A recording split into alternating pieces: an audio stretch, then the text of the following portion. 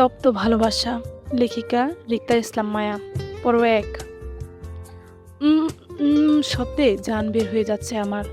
তারপরও কোনো রকম ছাড় পাচ্ছি না আমি। কারণ অতিশয় বিদঘুটে পরিস্থিতির শিকার হয়ে আছি বড় ভাইয়ের বসের সাথে। ভাবা যায়? না, আমি তো ভাবতে পারছি না। কি এক অবস্থা! উফ! আমি লোকটার থেকে ছাড়া পাওয়ার জন্য ছটফট করছি, দু হাতে এলোপাতাড়ি ধাক্কা দিয়ে। কিন্তু লোকটা শক্তি সামর্থ্যের সাথে পেরে উঠছি না। লোকটার বাহুর বল মনে হয় একটু বেশি। তার জন্য লোকটার একটা হাত আমার কোমর চেপে দেয়ালে ঠেস দিয়ে দাঁড়িয়ে আমার সামনে, আর আমি তার দুই বাহুর বন্ধনে আটকে। আসলে তার সাথে আমি কি সূত্রাম্মি করি তা জানি না, কিন্তু আমাকে শ্বাসরুদ্ধকর পরিস্থিতিতে হতে খানিকটা নিস্তেজ হয়ে আসতেই লোকটা একটু এগিয়ে আসলো। আমাকে তার প্রশস্ত বুকে ছড়িয়ে নিতেই হঠাৎ যেন তার ধ্যান ভাঙলো। আমাকে ছিটকে তার থেকে ধাক্কা দিতেই আমি উপর হয়ে পড়ি সিঁড়ির কোঠায়। আমাকে নিচে ফেলে তার শান্তি হয়নি, বরং রাগান্বিত দৃষ্টিতে আমাকে দেখে নিজের ঠোঁট বাঁ হাতে মুছে হনহন করে চলে যায় সেদিকে, যেদিক থেকে এসেছিল। আর আমি লোকটার ধাক্কায় তাল সামলাতে না পারে ব্যথায় কুঁচকে উঠতে সাথে সাথে ঘুম থেকে ধরফরিয়ে উঠে বসে বিছানায়। বাপরে, কি সাংঘাতিক স্বপ্ন দেখলাম! তাও ভাইয়ের বসকে নিয়ে। ছি! স্বপ্ন যেমন তেমন ছিল, কিন্তু সেই স্বপ্নের লোকটা আমাকে কিস করলো, বিষয়টি ভাবতেই আমার হাত পা শরীর শীতল হয়ে আসলো। ছি! কি জঘন্য স্বপ্ন! বেটা যদি শুনতে পারে যে আমি রাত বিরাতে তাকে নিয়ে এমন স্বপ্ন দেখে ঘুরে বেড়াই, তাহলে সে নির্ঘাত আমাকে জেলে পুরে দিবে বিনা বাক্য বয়ে। সাথে এটাও বলে দিবে আমাকে দানা পানি না দিয়ে মারতে। এক কথা, আমাকে জেলে রেখে না খাইয়ে শুকিয়ে মারা ধান্দা করবে এই লোক। আমি কি বুঝি না নাকি?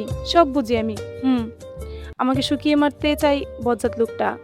আর যত কিছুই হোক না কেন, ওনাকে জানতে দেওয়া যাবে না আমার এই বাজে স্বপ্নটার কথাটা, নয়তো আমাকে শুকিয়ে মারার জন্য কেউ বাঁচতে পারবে না। সবে অল্প বয়স, আর এই বয়সে আমার এখন দুনিয়া দেখা বাকি। আমি এত তাড়াতাড়ি মরতে চাই না। তাছাড়া এখন নিজের খারাপ লাগছে এই ভেবে কি করে পারলাম এমন একটা স্বপ্ন দেখতে, তাও এমন একটা মানুষকে নিয়ে যার মধ্যে বিন্দুমাত্র ম্যানার্স নেই। মানুষের সাথে কিভাবে কথা বলতে হয় সেটাও জানে না। আমার তো স্বপ্নের কথা ভাবতেই হাত পা ছড়িয়ে ছিটিয়ে কান্না করতে ইচ্ছে করছে। আমি ভাবলাম, আমার ভাবনার মাঝেই কয়টা বাজে দেখার জন্য ফোন হাতে স্ক্রিনে আলো অন করতেই চোখ গেল ফোনের স্ক্রিনে বড় বড় লেখা 2:45। তার মানে এখন গভীর রাত। আর আম্মু বলে গভীর রাতের স্বপ্ন নাকি সত্যি হয়। তার মানে এই স্বপ্নটা সত্যি হওয়ার চান্স আছে। আর যদি এই স্বপ্নটা সত্যি হয়, তাহলে আমি তো বাঁচতে বাঁচতে ইন্নালিল্লাহ পড়তে হবে যে কোনো সময়, কথা ছাড়াই। বাহির থেকে এখনো চিৎকার চেঁচামেচির শব্দ এখন পর্যন্ত আসছে। হয়তো সবাই এখনো স্টেজে বসে আড্ডায় মেতে আছে। অবশ্য আমিও ছিলাম সবার সাথে, কিন্তু ভাইয়া আমাকে জোর করে রুমে পাঠিয়ে দেয়। তাই বাধ্য হয়ে রেগে মেগে শাড়ি পরে বিছানায় এলোমেলোভাবে ঘুমিয়ে পড়েছিলাম তখন। তাই এখন ভাইয়ের বস আছে কিনা চলে গেছে তাও বলতে পারছি না কিছু। আমার এত এত চিন্তা ভাবনা পিছনে ফেলে আবারও বেরিয়ে পড়লাম সবার উদ্দেশ্যে। যেহেতু কাঁচা ঘুমটা ভেঙে গেলাম, তাই সবার সাথে আড্ডা দিব বলে ঠিক করলাম। আচ্ছা, যেতে যেতে আগে পরিচয়টা দিয়েই নেই। আমি রিক্তা ইসলাম মায়া, এবার অনার্স ফার্স্ট ইয়ারে পড়ি। আর যাকে নিয়ে এই ভয়ানক স্বপ্নটা দেখলাম, সে হলো আমার বড় ভাইয়ের বস আব্রাহাম রিদ খান। একজন বিজনেসম্যান মানুষ, তবে ওনার রাগটা একটু নাকের ডগায়। যা বলে তাই হতে হবে। তার উপর কোনো রকম কথা চলে না কারো। বলতে গেলে ঘাড় তেরা মানুষ, সাথে একরোখা পদবিটা যুক্ত করতে পারেন। সাথে লোকটা একটু সুন্দর টুন্দরও আছে। আসলে একটু না, অনেকটাই সুন্দর আছে। আমি প্রথম দেখায় মনে মনে এটাই ভাবছিলাম, ছেলে মানুষ কি এতটা সুন্দর হয় বুঝি। আসলে লোকটার উপর ক্রাশ খেয়েছিলাম। তবে লোকটার স্বভাবে খুব গম্ভীর আকৃতির মানুষ। অকারণে সারাদিন 5টা কথাও বলে কিনা তা নিয়ে সন্দেহ আছে সবার। কথা বলতে চাই কম। আর আমি মাশাল্লাহ, কথা ছাড়া বাঁচা অসম্ভব। কাজের কথা হোক বা অকাজের, জবান চলতে হবে, নয়তো আমার পেটের ভাত সহজে হজম হবে না। আপাতত এখন এতটুকুই থাক, বাকিটা না হয় পরে জেনে নেবেন। আচ্ছা, যাই হোক, রিদ খানকে আমি তেমন একটা চিনি না, বা আগে ওনার সাথে কখনো কথা হয়েছে এমন কিছুই না। আসলে আমি রিদ খানকে মাত্র কাল সন্ধ্যায় দেখলাম, তাও আমার বড় ভাইয়ের মানে আরিফ ভাইয়ের হলুদ সন্ধ্যায় অনুষ্ঠানে। আরিফ ভাইয়ের বিয়ে আছে, তাই সেই সুবাদে ভাইয়ের বসকে ইনভাইট করা হয়েছিল আমাদের পরিবার থেকে। রিদ খান সম্পর্কে যতটুকু আমি শুনেছি সবটাই আমার ভাইয়ের কাছ থেকে জানা। আরিফ ভাইয়া সবসময় রিদ খান সম্পর্কে বলে বেড়ায় বাড়িতে। এজন্য মূলত রিদ খানকে দেখার প্রবল আগ্রহ ছিল আমার মনে। যেটা কাল পূরণ হলো সরাসরি রিত খানকে দেখে। কাল আরিফ ভাইয়ের হলুদ সন্ধ্যায় এসেছিল রিত খান, আর আমার সাথে দেখাও হয়েছিল ওর হলুদের স্টেজের সামনে। তিনি অত্যন্ত গম্ভীর মুখ একপাশে দাঁড়িয়েছিল চুপচাপ। ওনার পিছনে 4-5 জনের মতো বডিগার্ড দাঁড়িয়েছিল। আমি তাদের দেখেই বুঝেছিলাম। তাছাড়া আরিফ ভাইয়া সবসময় বলতো রিত খান বডিগার্ড নিয়ে চলাফেরা করে সেফটির জন্য, কিন্তু আমি এখনো বুঝতে পারি না এই লোকের কেন সেফটির প্রয়োজন হয়। এই লোক তো এমনি মানুষের সাথে কথা বলে না, বুবা সেজে থাকে। তাহলে বুবা মানুষের কি শত্রু থাকে নাকি? এই তো কাল সন্ধ্যার কথা। আমি সবার সাথে হলুদের ডালা সাজিয়ে সিঁড়ি বেয়ে ছাদে উঠলাম। চারপাশে এক পলক চোখ বুলিয়ে পরিবেশটা বুঝে নিলাম। গায়ে আমার হলুদের শাড়ি পরা ছিল, মুখে ছিল হালকার উপর একটু ভারী মেকআপ। সব মিলিয়ে ঠিকঠাক ছিলাম আমি। এক পাশে এক হাতে শাড়ির আঁচলটা ধরে অন্য হাত ফুলের থালা নিয়ে রেখেছিলাম। দু হাতই ব্যস্ত ছিল শাড়ি আর ফুলের থালা সামলাতে। আমি সবার সাথে লাইন বেঁধে স্টেজের সামনে গিয়ে দাঁড়িয়ে হাসি মুখে ফুলের থালাটা স্টেজে রেখে পাশ ফিরতেই চোখে পড়ল রিত খানকে। উনি আমার দিকেই তাকিয়েছিল পলকহীনভাবে। আমি তাকাতেই চোখাচোখি হলো দুজনার। আমার হঠাৎ তাকানোতে উনি তৎক্ষণাৎ দৃষ্টি ঘুরিয়ে অন্যদিকে তাকায়, আর আমি হা হা হা বুকারানির মতো ওনার দিকে সরাসরি ড্যাব ড্যাব করেই তাকিয়েছিলাম, একদম চোখ বড় বড় করে। আসলে অনেকটা থতমত খেয়ে গিয়েছিলাম ওনাকে প্রথম দেখে। এজন্য এই মুহূর্তে ওনাকে ছাড়া বাকি কিছু চোখেই পড়ছিল না আমার। শুধু মনে হয়েছিল এই মুহূর্তে ওনাকে দেখা ছাড়া আমার আর কোনো বিশেষ কাজ হতে পারে না। তাই নিজে মনে করে দেখছিলাম ওনাকে আমি। আমার জীবনের প্রথম ক্রাশ নামক বাস তখনই উদয় হয় রিত খানকে দেখে। আমার এমন করে তাকানোতে উনি বেশ বিরক্তি হচ্ছিল, তা ওনার ফেস দেখেই বুঝতে পারছিলাম আমি। তারপরও আমার কোনো বাবাবত হলো না। আসলে তখন কেমন যেন তপ্দা খেয়ে গিয়েছিলাম। এই জন্য ওনার দিকে সরাসরি তাকানোটা আমার মাথায় কাজ করছিল না। আমার সরাসরি তাকানোতে উনি বেশ বিরক্ত হয়ে ওনার বডিগার্ডকে উদ্দেশ্য করে আমাকে বলে ওঠে, ম্যানার্স শিখিস নি আসিফ? এভাবে তাকিয়ে থাকার কি আছে? ননসেন্স, চোখ নামা আর আমার সামনে থেকে বিদেয় হ। এখানে যদি আমার সামনে আর একটা মুহূর্ত দাঁড়িয়ে থাকতে দেখি, তাহলে আই সোয়ার আমি তোকে জুস বানিয়ে খাবো উইদাউট সুগার। কথাগুলো বলেই আমাকে আর চোখে একবার দেখে নিলেন। ওনার বডিগার্ড আসিফ ওনার কথাই কিচ্ছু বুঝতে না পেরে হা করে তাকিয়েছিল ওনার মুখের দিকে। আর আমি, আমাকে আর পাইকে বউ ধরে লাপাত্তা হয়ে গেছিলাম তখনই। হবই না বা কেন? কি সাংঘাতিক ব্যাপার! একটু তাকাতেই আমাকে জুস বানিয়ে খেতে চাই, তাও চিনি ছাড়া। বাবা যায়, লোকটা কতটা ভয়ানক! উফ! রিত খানের সম্মুখ থেকে পালিয়ে এসে মনে মনে শপথ করেছিলাম ওনার সামনে আর যাব না বলে। কিন্তু আমার এই শপথটা আমি দীর্ঘস্থায়ী হতে পারিনি, কারণ যতবার আমি ছাদে উঠেছি ততবারই বেহায়া চোখ ওনাকেই দেখছিল। তবে উনি একটিবারের জন্য আমার দিকে তাকায়নি। শুধু যে আমি একা রিত খানকে গিলে খাচ্ছিলাম তা কিন্তু মোটেও নয়। বিয়েবাড়ির সব মেয়েরাই ওনাকে চোখ দিয়ে গিলে খাওয়ার টাইপ ছিল। আমার সব কাজিনরা রীতিমতো ওনার নামে মালা জপতে শুরু করে দেয় ততক্ষণে। এতে করে অবশ্য আমার কোনো রকম নেগেটিভ রিয়েকশন ছিল না। সুন্দর মানুষ নিয়ে আলোচনা হবে, এটাই স্বাভাবিক। হোক সে মেয়ে বা ছেলে, একটু প্রশংসা তো থাকবেই তাদের সুন্দরের। ওনার ক্ষেত্রেও তাই ছিল। ওই হুল্লোড়ের গান বাজনার সাথে আরিফ ভাইয়ের হলুদ ছোঁয়া শুরু হয় 12টার দিকে। সবাই একে একে আরিফ ভাইকে হলুদ লাগাতে শুরু করে দেয়। আমিও সবার দলে ছিলাম। তবে স্টেজের এক পাশে বসে হাসি মুখে কাজিনদের সাথে আরিফ ভাইয়ের হলুদ পর্ব দেখছিলাম। বাড়ির বড়রা লাগাচ্ছিল। আমার অমনোযোগীর মধ্যে হঠাৎ করে আমার পাশের চেয়ারটা টেনে বসে পড়লো আমার চাচাতো ভাই জিসান। বয়সে আরিফ ভাইয়ের সমান হলেও আমার সাথে জিসান ভাই খাতির জমাতে চাই শুরু থেকেই। কিন্তু আমার কেন জানি জিসান ভাইয়াকে অতি আতিথ্যতা কোনো কালই পছন্দ হয় না একদম। তাই বরাবর তাকে এড়িয়ে চলার চেষ্টা করি। কিন্তু এই মুহূর্তে সবার আড্ডা ছেড়ে উঠতে চায় না বলে বসে রইলাম জায়গায়। আর সেই সুযোগটাই কাজে লাগিয়ে তিনি ইনিয়ে বিনিয়ে অনেক কিছু বললেন জিসান ভাই আমাকে। আমিও না পেরে একটু একটু অমনোযোগী হয়ে ওনার সেসব কথাগুলো শুনছিলাম। তবে জিসান ভাই বড় ভাই হওয়ার সুবাদে হাসি মুখে ওনার উত্তর দিচ্ছিলাম মাঝে মাঝে। জিসান ভাইয়ের সাথে কথা বলতে বলতে একটা সময় স্টেজের দিকে তাকাতে আমার হাসির মুখটা চুপসে যায় তৎক্ষণাৎ। কারণ আরিফ ভাইয়ের বস মানে রিত খান আমার দিকে অদ্ভুত দৃষ্টিতে কপাল কুঁচকে তাকিয়েছিল। তার দৃষ্টি না রাগ আর না ভালোবাসা প্রকাশ পাচ্ছিল। আমিও ওনার অদ্ভুত দৃষ্টির মানে বুঝতে পারিনি তখনও। এজন্য আমিও খানিকটা ইতস্তবোধ করে বারবার তাকাচ্ছিলাম ওনার দৃষ্টির দিকে। এজন্য বারবার চোখাচোখি হচ্ছিল ওনার অনল দৃষ্টির সাথে আমাদের দুজনের দৃষ্টি বদলের মাঝে কেউ একজন আলতো ছুঁয়ে দেয় আমার গাল। নরম হাতের ছোঁয়া। আমি তৎক্ষণাৎ চমকে উঠে নিচে তাকাতেই চোখে পড়লো 5 বছরের ছোট্ট একটা ছেলেকে। ছেলেটি আমার খুব আদরের, আমার বড় আপুর একমাত্র ছেলে মাহাদি সরকার। ও আমার গাল ছুঁয়ে আদরের গলায় মামুনি মামুনি ডাকছে বারবার। আমি মাহাদিকে দেখে তৎক্ষণাৎ 2 হাত চাপটে কুলে তুলে নিলাম। আদরের সহিত ওর গালে ওই গালে পর পর করে জিজ্ঞাসা করলাম, কি হয়েছে? ও তৎক্ষণাৎ এক আঙ্গুল তুলে ইশারা করে আরিফ ভাইয়াকে দেখায় আমাকে ডাকছে বলে। আমি মাহাদিকে জিসান ভাইয়ের কাছে রেখে আরিফ ভাইয়ের উদ্দেশ্যে স্টেজের দিকে এগিয়ে গেলাম। আরিফ ভাইয়ের পাশে দাঁড়াতেই ভাইয়া আমাকে দেখে ঝটপট তাড়া দিয়ে বলে ওঠে, মায়া, আমাকে তাড়াতাড়ি হলুদ ছুঁয়ে নিচে চলে যা তো। তোকে ছাদে থাকার দরকার নেই, আয় তাড়াতাড়ি আয়, হলুদ লাগাবি। ভাইয়ের কথায় আমি অবাক হলাম। আমার ভাইয়ের হলুদ আমাকে থাকতে মানা করছে, আমার নিজের ভাই। এটা আমার কাছে বেশ অপমানজনক মনে হলো। তাই রাগান্বিত আমি অতিরিক্ত অপমানের করে রাগের মুখে কিছু বলতে পারলাম না আরিফ ভাইকে। এজন্য চেতে গাল ফলিয়ে রাগে হনহন করে চলে আসি। আরিফ ভাইকে হলুদ না লাগিয়েই নিজের রুমে রাগে দুঃখে কান্না চলে আসার উপক্রম। বালিশে মুখ গুজে জেদ ধরে বিছানায় পড়ে থাকতে থাকতে কখন যে এলোমেলোভাবে ঘুমিয়ে পড়েছিলাম আর মনে নেই। আমার ঘুমের রেশ গভীর হতেই তখনই রিত খানকে নিয়ে বাজে স্বপ্নটা দেখছিলাম আমি। অবশ্যই এতে আমারও দোষ ছিল, কারণ আমি রিত খানকে দেখার পর থেকে সারাক্ষণ শুধু ওনাকেই ভেবে সময় পার করছি। এজন্য রাতেও ওনাকে নিয়ে বাজে স্বপ্ন দেখা আমার বর্তমান। ঘুমের রেশ কাটিয়ে বাইরে বের হলাম। আমার আশেপাশে কাউকে দেখতে না পেয়ে এলোমেলো চুল আর শাড়ি নিয়ে ছুটলাম ছাদের দিকে। বেশ রাত হওয়ায় মনে করেছিলাম হয়তো আরিফ ভাইয়ের হলুদের অনুষ্ঠান শেষ, আমার কাজিনরা হয়তো সবাই মিলে আড্ডা দিচ্ছে, এই ভেবে এগোচ্ছিলাম ছাদের দিকে। কিন্তু ছাদের সিঁড়ির কাছে আসতেই মুখোমুখি হয় রিত খানের সাথে। হয়তো উনিও বাসার উদ্দেশ্যে বের হয়ে যাচ্ছিল। অনাকাঙ্ক্ষিতভাবে ওনার সাথে আমার মুখোমুখি হতেই আমি খানিকটা পাথর মূর্তির ন্যায় ঠাই জায়গায় দাঁড়িয়ে গেলাম, নড়াচড়াবিহীন। ওনার কুচকানোর শক্ত দৃষ্টি ছিল আমার ঘুম জড়ানো চোখ দুটো মুখের দিকে।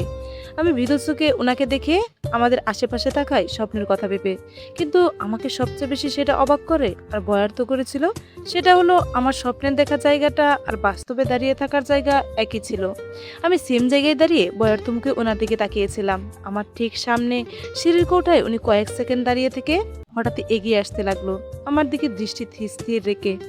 আমি ওনার এমন আগানো দেখে বইয়ের নিচের দুহাতে তৎক্ষণাৎ ঠোঁট চেপে ধরি শক্ত করে, যাতে উনি কোনো রকমভাবে আমাকে কিস করতে না পারে। এজন্য আসলে আমি স্বপ্নের কথা চিন্তা করে বয়ের সিটিয়েছিলাম, এজন্য বুঝতে পারছিলাম না আমার একান্ত স্বপ্নের কথা ওনার কান অব্দি এখনো পৌঁছায়নি। আমার অস্থির বয়ার্ত দৃষ্টিভঙ্গি দেখে থেমে চাই রিত খানের চরণ। খানিকটা সময় আমাকে উনি কপাল কুঁচকে দেখে আবারও এগিয়ে আসতে চাইলো। তার ধীর হাঁটা দেখে ভয়ে কলেজে শুকিয়ে উঠলো আমার। তাই আর এক মুহূর্ত দাঁড়ায়নি ওনার সামনে। তখনই দুহাতে ঠোঁট চেপে উল্টে গড়ে দৌড়ে পালিয়ে এলাম নিজের রুমে। আমার এমন কাজে হয়তো উনি বেবাচাকে খেয়েছে, এটা আমি না দেখেই বুঝতে পেরেছি। খেলে খাক, আমার কি, আমি বাঁচলেই তো হলো, বাকি সব গুল্লাই যাক। আসলে একটা কথাই আছে না, চাচা আপন পান বাঁচা। এই মুহূর্তে আমার দশাও সেম হয়েছে। অবাস্তবিক কাল্পনিক রিত খানের কিস থেকে বাঁচার জন্য আমার এই এত অস্থিরতা। পর্ব 2। ঘুম ঘুম থেকে হাতে ব্রাশ নিয়ে সারা বাড়ি ঘুরঘুর করছি আমি, সাথে বাড়ির ডেকোরেশনে চোখ বুলিয়ে চলছি। বায়ার বিয়ের জন্য খুব সুন্দর করে সাজানো হয়েছে বাড়িটি। আমাদের বাড়িটা বেশ বড় তা কিন্তু নয়, আমরা মধ্যবিত্ত পরিবারের বাসিন্দা। অল্প স্বল্পতায় আমাদের আনন্দ বিরাজ করে। দোতলা বিশিষ্ট বাড়িটি আমাদের, উপর নিচ মিলিয়ে 8 বিশিষ্ট রুম রয়েছে এই বাড়িতে। বায়া আমি উপরে থাকলেও মা বাবা উপরে থাকতে নারাজ, তাই তারা দুজনে নিচতলার বাসিন্দা। বাকি রুমগুলো অতিথিদের জন্য বরাদ্দ রাখা হয়েছে। তবে খাওয়া দাওয়ার পর্বটা আমাদের কিচেনেই করতে হয়। মাঝে মাঝে মনে হয় আমি নিজ বাড়িতে ভাড়াটিয়া হিসেবে রাখছি। ওই যে যখন বায়ার সাথে নিচে খাওয়াতে আসি তখন নিজ বাড়িতে ভাড়াটিয়া টাইপ ফিলিং আসে। যাই হোক, আমাদের বাড়ির বাইরে ছোট্ট একটা বাগানও আছে, এতেই আমার খুশির টের পড়ে বাড়ির আঙ্গিনায়। আর সেই খুশি দুহাতের মুঠোয় করিয়ে ছড়িয়ে দিয়ে সবার মাঝে। এবারও তাই হচ্ছে। বায়ার বিয়ে নামক আমেজের মাধ্যমে আত্মীয় স্বজনরা সবাই এসেছে বায়ার বিয়েতে। সবাই আনন্দে মুখরিত হয়ে আন্দোলন শুরু করে দিয়েছে সর্বাধিক থেকে। হই হুল্লোড়, চিৎকার, চেঁচামেচি মেতে আছে সবাই। বড়রা কাজে আর ছোটদের আনন্দের মাধ্যমে প্রকাশ পাচ্ছে এই আন্দোলন। আর আমি ঘুম ঘুম চোখে সবাইকে এক পলক পর্যবেক্ষণ করে নিলাম। সবাই যার যার মতো করে ব্যস্ত হয়ে উঠেছে, তাই তাদেরকে তাদের মতো করে থাকতে দিয়ে ধুতে ধুতে এগিয়ে গেলাম বায়ার রুমের দিকে।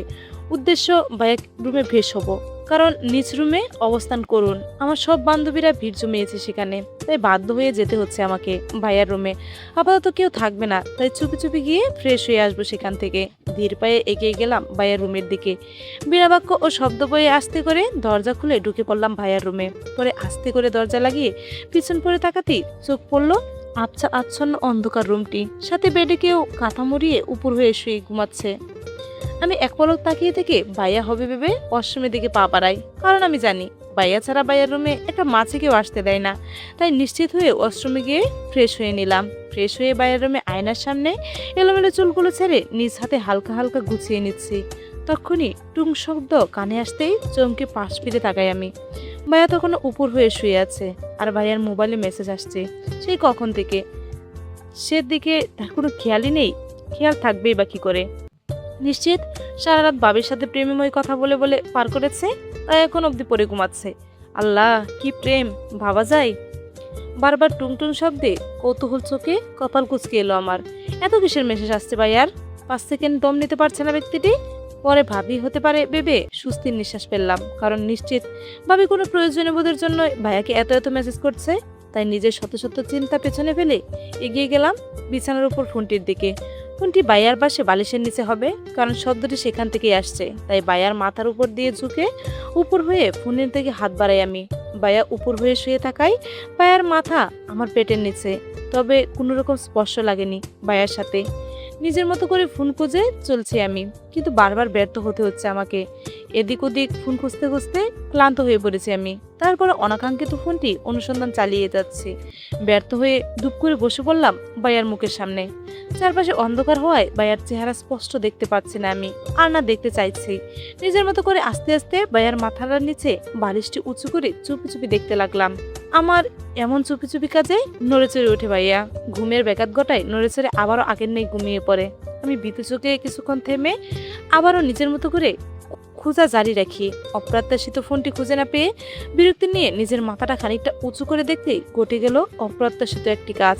আমার ঠোঁট মুহূর্তেই কারো ঠোঁট ছুঁয়ে গেল। একত্রিত হলো দুজনের ঠোঁট। আমি মাথা উঁচু করতেই উনি নিজের মাথা উঁচু করেন হয়তো। কে ওনার সামনে দেখার জন্য আমি তখনই ঘটে এই অপ্রত্যাশিত কাজটি। আমি পাথর মূর্তির মতো ফ্রিজ হয়ে ঠাই জায়গায় বসে রইলাম। এমন অপ্রত্যাশিত কাজের জন্য মনে হয় ব্যক্তিটিও প্রস্তুত ছিল না। আমার সাথে সাথে ব্যক্তিটিও শখ আছেন। নিজের শখ হওয়ার দাপটা কাটাতেই ব্যক্তিটি না দেখে তাড়াতাড়ি করে উঠে দাঁড়িয়ে উল্টো করে দৌড় দিতে যাব, এমন সময় কেউ আমাকে হ্যাস্টারানে বিছানায় ফেলে আমাকে জাপটে ধরে বিছানার সাথে। কিছু বুঝে ওঠার আগে আমার সাথে এমন কাজটি ঘটায় বরকে যাই আমি। মুখ খিচে চোখ বন্ধ করে আছি, আর সাথে এটাও ভাবছি যে ভাইয়া তো আর যাই হোক আমার সাথে এমনটা করবে না, নিজের বোনের সাথে তো আর। ছি ছি, কি সাংঘাতিক কাণ্ড। কিন্তু ভাইয়ার রুমে যদি ভাইয়া না থাকে তাহলে কে ছিল ব্যক্তিটি? কাকে আমি চুমু খেলাম? নিজের জীবনের প্রথম চুমু এভাবে খেয়ে নিলাম? না, এই চুমু আমি মানি না। আমি চুমু হবে তো। বাকি কিছু চিন্তা ভাবনা করার আগে কেউ আমার গাল চেপে ধরে শক্ত হাতে। ব্যথায় আমার জান যায় যে অবস্থা। তখনই সামনে থাকা ব্যক্তিটি কর্কশ কণ্ঠ আমার কানে আসতেই চমকে উঠে সাথে সাথে সামনের দিকে তাকাই। তখনও চোখে পড়ে রিদ খানকে। উনি শক্ত হাতে আমার বিছানার সাথে চেপে ধরে রেখেছেন। আমি করুণ চোখে তাকাতেই উনি রাগে দাঁতে দাঁত চেপে বলে উঠলে, লিমিটেড বাইরে আমার কোনো কিছু পছন্দ না, তোকেও না। চিপ টাইপের মেয়েদের আমার কোনো কালেই পছন্দ নয়। তোর মতো মেয়েদের আমি জাস্ট ঘৃণা করি, অন্য কিছু নয়। আমার থেকে দূরে থাকবে, নয়তো শরীরে আগুন ধরিয়ে দেব। ওনার এমন কথায় আমি মুহূর্তে বাকরুদ্ধ হয়ে গেলাম। কি এমন করছি আমি যাতে উনি আমাকে এতটা খারাপ দৃষ্টিতে দেখছেন? আর আজ যেটা হয়েছে সেটা আমি ইচ্ছে করে করিনি, যেটা এমনি এমনি হঠাৎ করে হয়ে গেছে। তাই বলে উনি আমাকে এভাবে বলবেন? ওনার কথায় আমি করুণ কণ্ঠে বলে উঠি, আপনি আমার সাথে এমন বাজে ব্যবহার কেন করছেন? কিছুক্ষণ আগে যেটা হয়েছে আমি সেটা ইচ্ছে করে করিনি। আমি তো ভাইয়ার ফোন খুঁজতে এসে এটা হয়ে গেছে।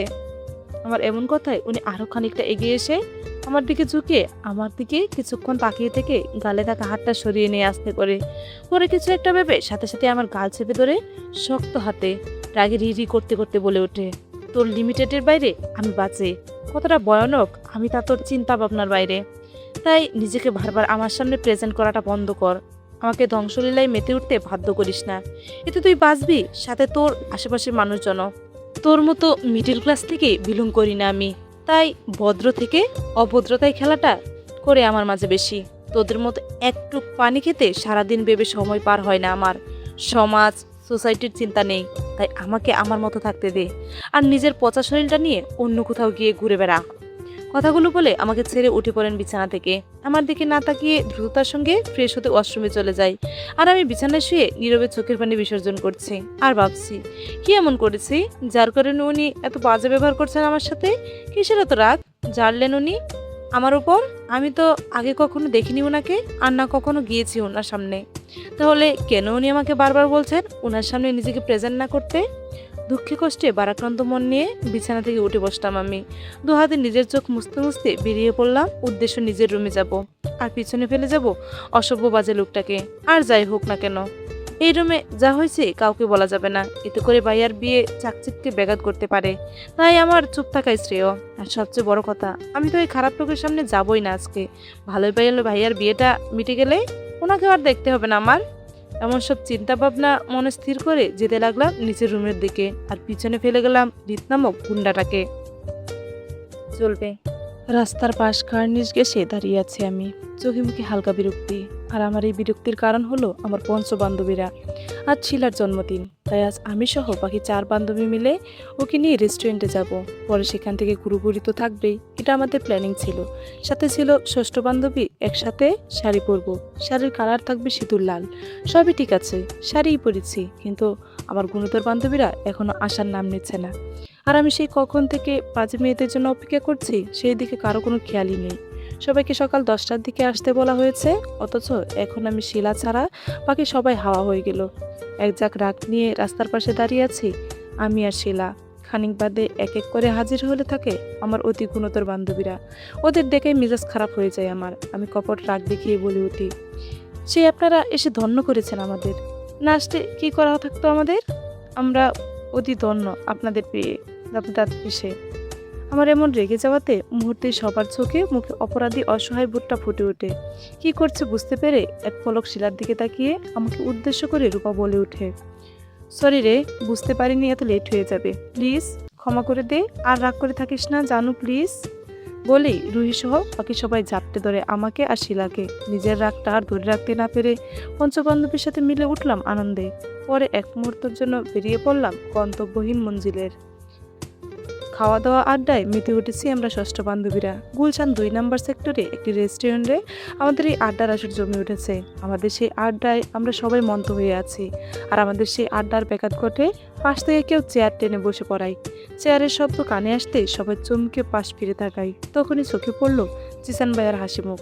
উনি হাসি মুখে আমাদের দিকে তাকিয়ে আছে। ওনাকে এখানে দেখে আমরা সবাই সাথে সাথে থমথমে হয়ে গেলাম, কারণ জিসান ভাইয়াকে এই মুহূর্তে এখানে মোটেও আশা করিনি আমরা কেউ। আমাদেরকে এভাবে থতমত খেতে দেখে নড়েচড়ে বসে জিসান ভাইয়াকে নড়েচড়ে বসতে দেখে শিলা ইতস্ত বোধ করে আমাদেরকে জানায় ও নাকি জিসান ভাইয়াকে আসতে বলেছিল। শিলার এই অতি আধিক্যতা পছন্দ হলো না আমার, তাই নিজের বিরক্তিভাবটা মুখে প্রকাশ না করে জিসান ভাইয়াকে সাই জানালাম আমি। হাসি ঠাট্টা গল্পের সময় পার করছি আমরা। তখনই বিকট শব্দ কানে আসতেই আমরা চমকিয়ে পিছনে ফিরে থাকাই, আর সাথে সাথে সবার চোখে মুখে ভয় আর আতঙ্কের চাপ ফুটে ওঠে। কারণ কয়েকজন কালো পোশাকধারী লোক একটা লোকে নিজে ইচ্ছা মতো রক্তাক্ত করছে রেস্টুরেন্টের ভিতরে, সাথে রেস্টুরেন্টের ভিতর সবকিছু ভাঙচুরো করছে। তাদের কিছু বলা বা করার সাহস কারো হচ্ছে না। সবাই ভয়ে সিটিয়ে আছে, সাথে তরতর করে কাঁপছে সবার হাত পা। তাদের সামনের ব্যক্তিটিকে দেখে যার যার জায়গায় দাঁড়িয়ে, আর তাদের সামনে একটা চেয়ারে আরাম করে পায়ের উপর পাড় তুলে বসে আছে তাদের বস। আমরা তাদের পেছন হওয়ায় বস ফিরে দেখতে পাচ্ছি না। ব্যক্তিটি আরও কিছু কালো পোশাকধারী বডিগার্ড চারপাশে ঘিরে দাঁড়িয়ে আছে। ব্যক্তিটির গম্ভীর ভাব এমনভাবে একটা ছোট বল ঘুরিয়ে ঘুরিয়ে দেখছে। ওনার এমন কাজে মনে হচ্ছে এখানে কোনো কিছুই হচ্ছে না, সবটাই স্বাভাবিক। বডিগার্ডদের এই হৃদয়বিহীন মারে আর রক্তাক্ত ব্যক্তিটির আত্মচিৎকারে মুহূর্তেই কলিজা কেঁপে কেঁপে উঠছে আমার। রক্তে আমার প্রচণ্ড রকম ফোবিয়া আছে, তাই বয়ে চোখ ঝাপসা হয়ে আছে আমার কপালে বিন্দু বিন্দু ঘাম জমেছে। হাতের উল্টা পিঠে নিজের কপালের ঘামটা মুছে দ্রুত এগিয়ে গেলাম সেদিকে। সামনে গিয়ে দাঁড়াতেই চোখে পড়ে আবারও সেই রক্তাক্ত ব্যক্তিটিকে। বডিগার্ডগুলো নির্দয়ভাবে মারছে ব্যক্তিটিকে। সবাই দেখো, কারো মুখ কোনো কথা নেই, আর না আছে কোনো প্রতিবাদ। পরিবেশটা নীরব থমথমে, চারদিকে নিস্তব্ধ হয়ে গেছে। শুধু রক্তাক্ত ব্যক্তির আর্তনাদ বেশি আসছে সবার কানে। তখনই চেয়ারে বসে থাকা লোকটি উঠে দাঁড়িয়ে রক্তাক্ত ব্যক্তিদের দিকে শান্ত দৃষ্টিতে তাকিয়ে থেকে পাশে এক হাত বাড়িয়ে দেয়। তখনই পাশ থেকে একজন বডিগার্ড দ্রুততার সঙ্গে একটা বন্দুক হাতে ধরিয়ে দেয়। বন্দুকটি হাতে পাওয়ার সাথে সাথেই তাক করে ফ্লোরে পড়ে থাকা ব্যক্তিটির দিকে শুট করার জন্য। এমন পরিবেশ দিকে ভয়ে হিতাহিত জ্ঞান হারায় কাঁপা কাঁপা স্বরে আমি বলে উঠি, প্লিজ মারবেন না ওনাকে, উনি মরে যাবে তো, ছেড়ে দিন ওনাকে প্লিজ। আমার এমন হঠাৎ কথা বলাই সবাই চমকে আমার দিকে তাকায় চোখ বড় বড় করে। এই মুহূর্তে আমার এইরকম কথাগুলো বলে তাদের কাছে ব্যাঘাত ঘটানোটা মোটেও ঠিক হয়নি, তা সবার ফেস দেখেই বোঝা যাচ্ছে। হয়তো আজ আমারও রক্তাক্ত ব্যক্তিটির সাথে শেষ দিন হবে। আমার এমন কথা সামনে থাকা ব্যক্তিটি গাড় গড়িয়ে আমার দিকে তাকাতেই আমি মুহূর্তে শক খেয়ে পাথর মূর্তির মতো দাঁড়িয়ে রইলাম। কারণ আমার সামনে হৃদ খান দাঁড়িয়ে আছে, হাতে বন্দুকটা রক্তাক্ত ব্যক্তির দিকে তাক করে। উনি আমাকে এখানে এই মুহূর্তে দেখবে হয়তো আশাই করেনি, তাই আমাকে দেখার সাথে সাথে কপাল কুঁচকে এলো ওনার। পরে আমার দিকে তাকিয়ে থেকে উপর থেকে নিচ পর্যন্ত চোখ বুলিয়ে আমাকে দেখে নিন উনি। আর আমি ফ্রিজ হয়ে দাঁড়িয়ে আছি ওনার সামনে। ঈদ খানকে আমি আমার ভাইয়ের বিয়ের পরে আর দেখিনি একটা মুহূর্তের জন্য। ভাইয়ার বিয়ে হয়েছে আজ 1 মাসের বেশি হবে, এটাই স্বাভাবিক। কিন্তু আবারও ঈদ খানের সামনে পড়বো আমি ভাবিনি। এবার কি হবে আমার? বাঁচাবে কে এই রীত নামক ভয়ঙ্কর ব্যক্তিটি থেকে? আমি ওনাকে এমন অবস্থায় দেখে মুহূর্তে ভয় লাগার ধাপটা কয়েক গুণ বেড়ে যায়। কারণ ওনার ভাষ্য মতো যদি পরে কখনো ওনার সামনে পড়ি তো সেই দিন হবে আমার শেষ দিন। আর আজকে ওনাকে এই রূপে দেখবো ভাবতেই পারিনি। ওনাকে দেখে আমার কপাল বেয়ে ঘাম ঝরতে লাগে। পরে টলমলো চোখে এক পলক ফ্লোরে পড়ে থাকা ব্যক্তিটি দেখে আবারও ওনার দিকে তাকাই। উনি তখনও শান্ত দৃষ্টিতে আমার দিকে তাকিয়েছিল। ওনাকে এমন করে আমার দিকে তাকাতে দেখে আমি বারবার কেঁপে কেঁপে উঠছি। আমাকে কাঁপতে দেখে জিসান ভাইয়া পাশ থেকে আমার দুবাহু চেপে শক্ত করে ধরে। পরে আমাকে নর্মাল করার জন্য জিসান ভাইয়া এখান থেকে নিয়ে যাওয়ার জন্য আমাকে হালকা নাড়াতেই মুহূর্তে উনি চোখ মুখ শক্ত করে রেখে আমার দিকে তাকিয়ে থেকে পরপর 6-6টা গুলি বসায় রক্তাক্ত ব্যক্তিটির কপাল বরাবর। রক্তের ছিটা ভেসে যায় পুরো ফ্লোরে, সাথে গড়াগড়ি খাচ্ছে রক্তাক্ত ব্যক্তিটির নিতান্ত দেহ। পরে সাথে সাথে উনি রেগে টকবক রক্ত লাল চোখে আমার দিকে হাতে থাকা বন্দুকটা তাক করে। ওনার আমার উপর এমন হঠাৎ রাগের কারণ বুঝতে পারছি না, তাই টলমলো চোখ ওনার দিকে তাকিয়েই রইলাম। মুহূর্তেই আমি রক্ত আর বই দুটাতেই প্রচণ্ড উত্তেজিত হয়ে আর কিছু নিতে পারিনি। ঝাপসা হয়ে এলো আমার চোখে, টলমল চোখে ওনার দিকে তাকিয়ে থেকে ঢলে পড়ি ফ্লোরে। চলবে পর্বগুলো ছোট ছোট, নতুন পর্ব কেমন হয়েছে জানাবেন। সবাই ভালো থাকবেন, সুস্থ থাকবেন। আল্লাহ হাফিজ।